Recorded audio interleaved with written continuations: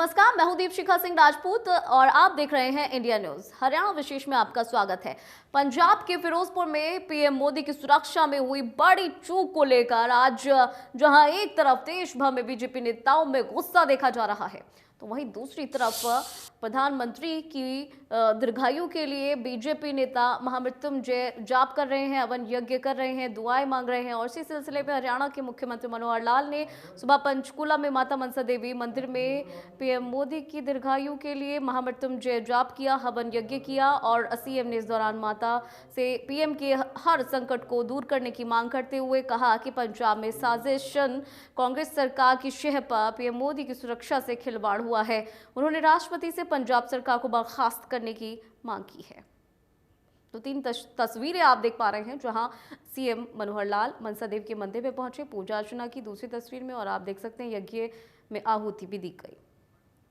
देश के प्रधानमंत्री श्री नरेंद्र मोदी जी के जिस प्रकार से जीवन को उनके साथ खिलवाड़ करने की जो कोशिश की है पंजाब सरकार ने, वहाँ के शासन प्रशासन ने, मैं ऐसी स्थिति में श्री नरेंद्र मोदी जी के लंबी आयु की कामना करता हूं कि उनके त्याग समर्पण भाव से जो इस प्रकार का जो काम चल रहा है, देश की जनता की सेवा के नाते से वो लगे हैं, उनकी दीर्घायु हो। मृत्युंजय मंत्र के माध्यम से हवन यज्ञ करके और उनकी लंबी जीवन की कामना की है। शासकीय दृष्टि से देश के प्रधानमंत्री का पद हमारा लोकतांत्रिक जो देश है इसमें एक सबसे बड़ा पद होता है और जब भी कभी उनके कोई कार्यक्रम बनते हैं तो उनकी रक्षा सुरक्षा, उनके रास्तों को एक प्रकार से सुनिश्चित करना कि उनका जो आवागमन का रास्ता है, यातायात व्यवस्था है, ये प्रदेश सरकार की महती एक जिम्मेवारी होती है और इस जिम्मेवारी का निर्वहन यदि वो ठीक से करते तो ये स्थिति उत्पन्न नहीं होती। आखिर तो बहुत सी फोर्सेज, एक्स्ट्रा फोर्सेज भी ऐसे समय पर लगाई जाती हैं और इस प्रकार का कभी भी घटनाक्रम देश के प्रधानमंत्री के साथ, चाहे वो विरोधी पक्ष के कितने ही बड़े से बड़े विरोध करने वाले राज्य हों, लेकिन ऐसा कभी नहीं हुआ जैसा इन्होंने छूट दी। इनकी कहीं ना कहीं लापरवाही रही है। ये ठीक है कि वो लापरवाही की जानकारी और 2-3 दिन बाद, क्योंकि एमएचए ने एक कमेटी बनाई है 3 सदस्यीय और 3 दिन में लापरवाही भी सामने आ जाएगी, लेकिन प्रथम दृष्टया ये उनका फेल्योर है शासन प्रशासन का। और मैंने तो यहाँ तक कहा है कि राष्ट्रपति को संज्ञान लेना चाहिए और राष्ट्रपति महामहिम को हम भी ज्ञापन सौंपेंगे और निश्चित रूप से इनकी सरकार को। पीएम की सुरक्षा पर मुख्यमंत्री मनोहर लाल ने पंजाब सरकार को बर्खास्त करने की मांग की। सीएम ने राज्यपाल को ज्ञापन सौंपा और कहा कि पंजाब में राष्ट्रपति शासन लगाकर चुनाव करवाया जाए। सीएम ने कहा कि लोकतांत्रिक देश में मुखिया का विरोध किया गया है और इस घटना की जितनी निंदा की जाए वो कम है। वहीं उन्होंने कांग्रेस पर निशाना साधते हुए कहा कि कांग्रेस का ये एक षड्यंत्र है। एक कार्यक्रम के अंदर अवरोध पैदा करने की जो चेष्टा की है और उसमें अवरोध पैदा भी हुआ है। किसी इतने बड़े देश के प्रधानमंत्री का किसी एक राज्य में इस प्रकार से विरोध पैदा किया जाए तो ये निंदनीय है। इसको किसी भी सूरत में स्वीकार करना, मैं कहता हूँ, मूर्खता होगी। तो इसलिए इसकी निंदा के साथ साथ मैंने तो पंजाब में जो वर्तमान सरकार है उसको बर्खास्त करने की अपील भी की है और राष्ट्रपति शासन लगा करके ही और वहाँ के चुनाव होने चाहिए, क्योंकि चुनाव में आखिर सब पार्टियों के बड़े नेता भी आएंगे। देश के प्रधानमंत्री, क्योंकि उन्होंने स्वयं कहा है कि इस कार्यक्रम को मैं पोस्टपोन करता हूं और इसमें दोबारा से कार्यक्रम करने के लिए जरूर आऊँगा, तो कोई भरोसा ऐसा नहीं किया जा सकता कि इस प्रकार की सुरक्षा व्यवस्था वो पुनः बहाल कर पाएंगे। तो इसलिए इसकी मैं निंदा करता हूँ। ये जो षड्यंत्रकारी जो घटनाक्रम किया गया वहाँ पर, इस को किसी भी तरीके से कोई भी देश और दुनिया का कोई भी लोकतंत्र में विश्वास रखने वाला नेता ये स्वीकार नहीं करेगा, क्योंकि देश के प्रधानमंत्री जो कोई सामान्य व्यक्ति नहीं है। मैं समझता हूं कि आज तक के जितने प्रधानमंत्री हुए हैं उन सब में सबसे ज़्यादा लोकप्रिय ये प्रधानमंत्री हैं, क्योंकि इन्होंने देश के अंदर जितनी पुरानी समस्याएं थी, जितने ऐसे विषय थे जिनके ऊपर शायद प्रधानमंत्री जो पहले के रहे हैं उन्होंने हाथ लगाना भी स्वीकार नहीं किया होगा, उनको इन्होंने हल किया। यानी उदाहरण के लिए जम्मू कश्मीर के 370 के ऊपर कोई हाथ लगाने के लिए तैयार नहीं था। कितना बड़ा एक निर्णय लेकर के और 370 को निष्प्रभावी किया। राम जन्मभूमि जैसे मुद्दे को, जो यानी हजारों वर्ष का एक विवाद का विषय, कितनी उस पर लड़ाइयाँ भी हुई और देश के स्वतंत्र भारत के इतिहास का एक ऐसा बड़ा ये यानी विषय का निर्णय उन्होंने करके दिखाया और बहुत शांतिप्रिय तरीके से, कोई भी यानी किसी को खरोंच भी नहीं आई है, तो राम मंदिर के निर्माण का रास्ता सुनिश्चित किया। फिरोजपुर में पीएम मोदी की सुरक्षा में चूक होने के मामले में देश की सियासत पूरी तरीके से गर्म हो चुकी है। देश भर में बीजेपी कार्यकर्ता कांग्रेस की चन्नी सरकार के खिलाफ विरोध कर रहे हैं, प्रदर्शन कर रहे हैं और इसी सिलसिले में हरियाणा में भी जगह जगह पंजाब सरकार के खिलाफ प्रदर्शन किया गया। 3 तस्वीरें आपको दिखा रहे हैं जो कि रोहतक, करनाल और झज्जर से आ रही हैं। देश भर में बीजेपी के कार्यकर्ताओं ने ये विरोध प्रदर्शन किया है। कई जगह पर पुतले फूके गए हैं, नारेबाजी की गई है, प्रदर्शन किया गया है और इसी कड़ी में 3 तस्वीरें आप देख पा रहे हैं जो कि रोहतक से आ रही हैं, करनाल और झज्जर से आ रही है, जहां पंजाब सरकार चन्नी के खिलाफ नारेबाजी की गई। किसान आंदोलन से पंजाब की राजनीति में गए गुरनाम सिंह चढ़ूनी ने कहा है कि पीएम के साथ हुई घटना नरेंद्र मोदी के प्रचार का एक तरीका है। चुनाव में फायदा लेने के लिए मोदी ये तरीका अपनाते हैं, ऐसे तरीके अपनाते हैं। करनाल में गुरनाम सिंह चढ़ूनी ने ये तमाम बातें कही हैं। प्रधानमंत्री की जहां तक सुरक्षा का सवाल है, ये उनका एडवर्टाइजमेंट करने का एक तरीका है। वो जा सकते थे, हेलीकॉप्टर से जा सकते थे, उनके जाने से पहले वही सड़क रुक जाए, ये संभव नहीं है। तो उन्होंने अपनी एडवर्टाइजमेंट के लिए ऐसे साधन वो अपनाते हैं। जहाँ तक पहले का भी सवाल रहा और अब का भी जो है वो इस तरह से एडवर्टाइजमेंट करके 134 के तहत गरीब बच्चों को एडमिशन देने पर अब प्राइवेट स्कूल्स को सरकार हर बच्चे का 200 रुपया महीना ज्यादा फीस देगी। जी हाँ, सीएम मनोहर लाल ने इसकी घोषणा की है। साथ ही साथ उन्होंने ये भी कहा है कि सरकार अपनी तर्ज पर लोगों के इनकम वेरिफिकेशन कर रही है। 2 लाख से कम आय वाले परिवार जिनके बच्चे ने ये टेस्ट पास किया है, उन्हें प्राइवेट स्कूल में एडमिशन जरूर मिलेगा। इनकम वेरिफिकेशन का क्लियर करते हैं कि 2 लाख से नीचे परिवार की इनकम है, केवल उनको एडमिशन मिलता है। अभी तक लगभग 12,000 विद्यार्थियों को और विभिन्न स्कूलों में ये मिल चुका है। लेकिन कुछ विद्यालय ऐसे हैं जो इस बात का विरोध इस नाते से करते हैं कि उनकी फीस जो है वो कम है। तो इस फीस को भी ध्यान रखते हुए हमने आज ही विचार किया है कि हम उसकी थोड़ी फीस क्यों ना बढ़ा दे दें। अभी तक जो फीस है ग्रामीण क्षेत्र में वो 300 रुपये और 500 रुपया है। 5वीं तक की या चौथी तक की, 5वीं तक की 300 रुपये है और 6ठी 7वीं 8वीं में 500 रुपया है। शहरों की 500 और 700 है।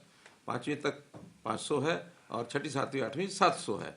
आज से हम उन सब के बच्चों की जो फीस है, मासिक फीस 200 रुपया इस फीस में और जोड़ करके, और सब बच्चों को प्राइवेट स्कूलों को जो फीस मिलेगी 300-500 के बजाय 500-700 मिलेगी, 500-700 के बजाय 700-900 मिलेगी। तो ऐसा 200 रुपये प्रति बच्चा अर्थात 2400 रुपया प्रति वर्ष का ऐसा इन बच्चों का उनको ज़्यादा मिलेगा। अभी एडमिशन आज चूँकि 12,000 हैं, मुझे लगता है कि और ये 8-10 हज़ार बच्चे बढ़ सकते हैं, 20,000 भी हो सकते हैं। तो 20,000 बच्चों का 2400 रुपये के हिसाब से ये लगभग 5 करोड़ रुपये का खर्चा इस साल का और बढ़ जाएगा।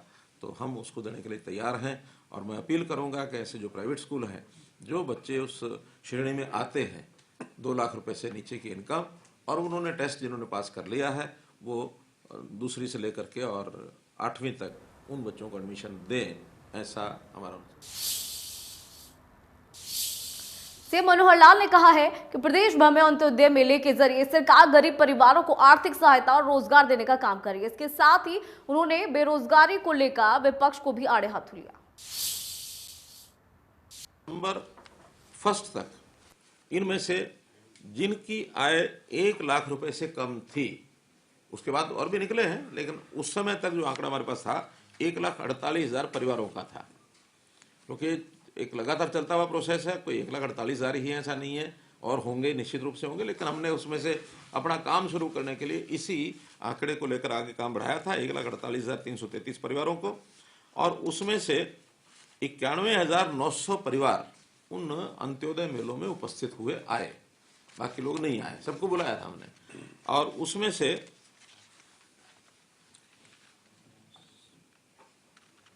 58,200 परिवार अलग अलग विभागों ने उनको अपने जिम्मे ले लिया है कि जिनको वो काम देंगे, बैंक से सहायता लेके देंगे, खुद अपनी सब्सिडी है वो देंगे, बाकी सब कुछ करेंगे।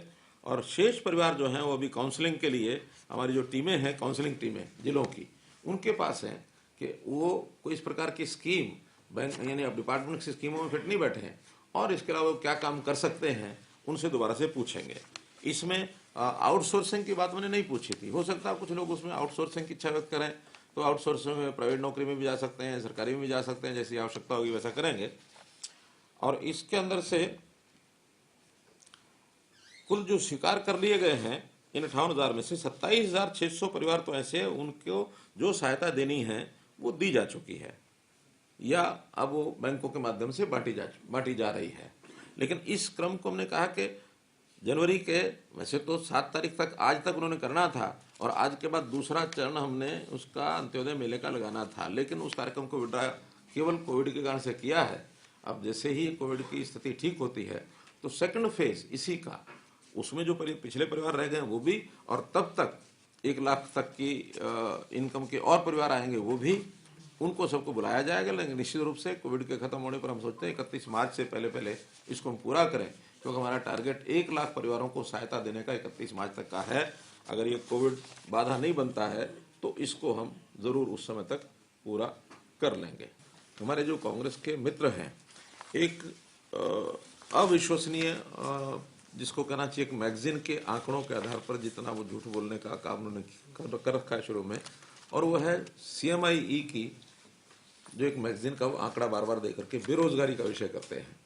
बेरोजगारी के बारे में जो मैं आज अधिकृत आंकड़े आपके सामने रख रहा हूँ, क्योंकि हमने आपको पता 3 वर्ष से परिवार पहचान पत्र ये जो है कार्यक्रम शुरू किया हुआ है और प्रदेश की पूरे परिवारों की जनगणना एक प्रकार से उसमें से होती है और सबका रजिस्ट्रेशन 98% का रजिस्ट्रेशन उसमें मैं कह सकता हूँ हो गया है। लगभग 2 या 3% ऐसे लोग हैं जो अभी किन्हीं कारणों से शायद उन्होंने नहीं उसको किया होगा, लेकिन समय आने पर मुझे लगता है वो भी करेंगे। तो उसका जो रजिस्ट्रेशन है उसका कुल आंकड़ा इस समय मैं आपको बताता हूँ कि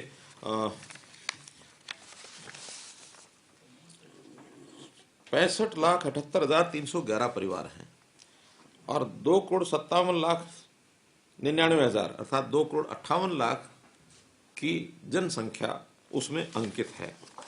और जो बेरोजगारी की बात अगर मैं करता हूं तो इसमें 18 साल से 58 साल तक की जो आयु के लोग हैं वो इसमें 1,72,96,000 हैं, अर्थात 1,73,00,000 मोटा मोटा माने कि ये 18 से 58 वर्ष आयु के कुल जनसंख्या है। अगर उसमें हम अनएम्प्लॉयड लोगों की संख्या गिनते हैं तो 10,59,530 है। और ये वो है जिन्होंने अपने आप कहा है कि मैं बेरोजगार हूं, मुझे रोजगार चाहिए। सेल्फ डिक्लेरेशन से बड़ा तो आंकड़ा नहीं हो सकता कोई।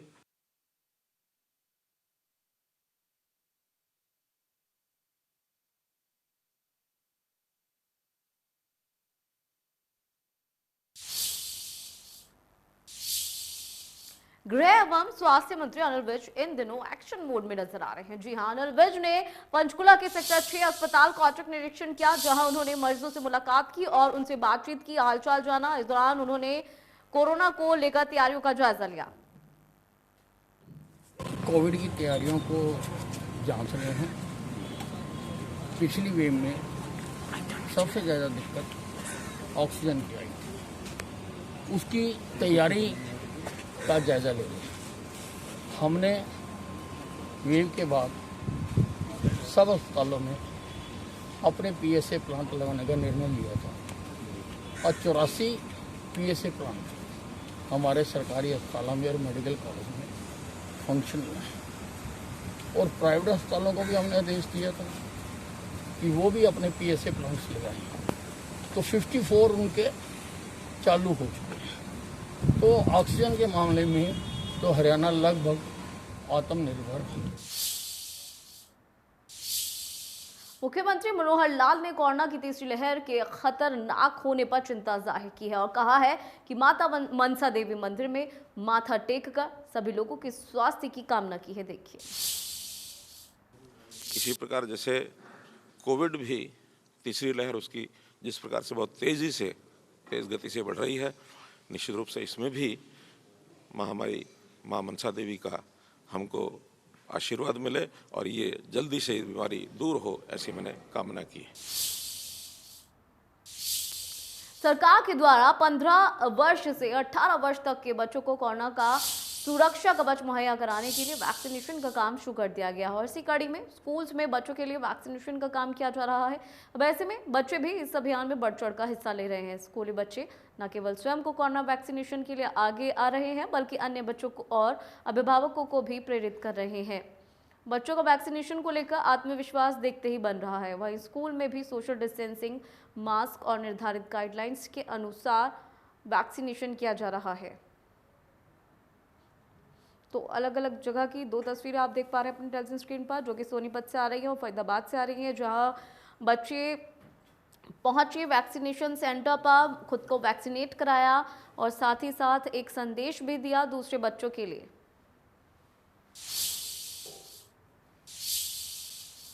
पानीपत के जाटल रोड पर किराना स्टोर के मालिक को गन पॉइंट पर लेकर करीब 50,000 रुपए की लूट की वारदात को अंजाम दिया, जिसके बाद से वारदात सीसीटीवी में कैद हो गई। रोहतक के लाखन माजरा धर्मकाटे पर अजीब लूट का यह मामला सामने आया, जहां पर आरोपी नकली पिस्टल दिखाकर कारिंदों से 45,000 नकद और 2 मोबाइल छीन कर फरार हो गए। लेकिन पीड़ित और आरोपियों के बीच हाथापाई के दौरान पिस्टल वहीं पर गिर गई। लेकिन लूट के 4 घंटे बाद आरोपी एक बार फिर से धर्मकाटे पर पहुंची, पीड़ितों के साथ मारपीट की और वहां से खोई हुई पिस्टल मांगने लगे। तो दो तस्वीरें रोहतक और पानीपत की देखिए कि किस तरह से धर्मकाटे पर वो पहुंचे और यहां तोड़फोड़ की और लूट की वारदात को अंजाम दिया, वो भी नकली पिस्टल के बल पर। तो पानीपत में भी कुछ ऐसी सी ही घटना निकलकर सामने आई है, जहां लुटेरों ने लूट की वारदात को अंजाम दिया और वहां से फरार हो गए। तो दो अलग अलग जगह पर लूट की वारदात को अंजाम दिया गया है। फतेहाबाद में बदमाशों का आतंक देखने को मिल रहा है, जहां हथियारों से लैस बदमाशों ने 2 युवकों पर हमला किया। हमले में दोनों युवक गंभीर रूप से घायल हुए हैं, जिन्हें नागरिक अस्पताल में भर्ती कराया गया। ये सीसीटीवी में कैद हुई तस्वीरें आप देख पा रहे हैं कि किस तरह से बदमाशों ने युवकों पर जानलेवा हमला किया है। फिलहाल पुलिस जांच कर रही है।